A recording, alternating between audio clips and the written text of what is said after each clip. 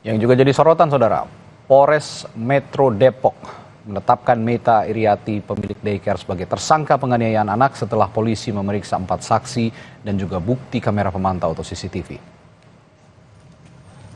Meta Iriati ditangkap tadi malam di rumahnya dan selain menjadi pemilik daycare, pelaku rupanya merupakan influencer parenting yang kerap mengisi seminar tentang anak.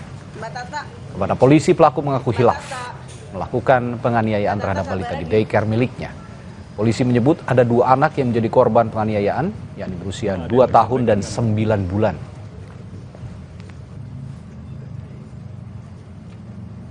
Jadi kalau motif sementara kami sudah tanyakan, yang bersangkutan menyatakan hilaf gitu ya.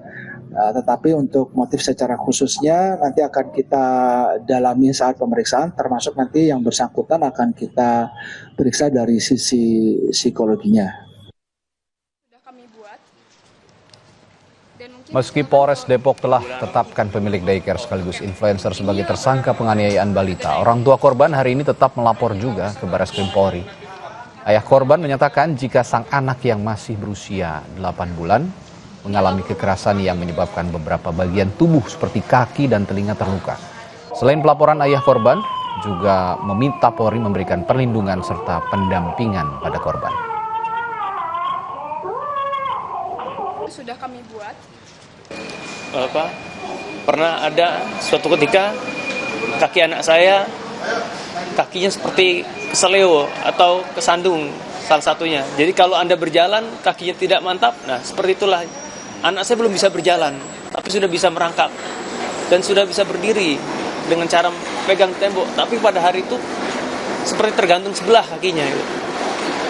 Saya tidak tahu itu kenapa. Nah, setelah saya lihat videonya, ada salah satu video kaki anak saya.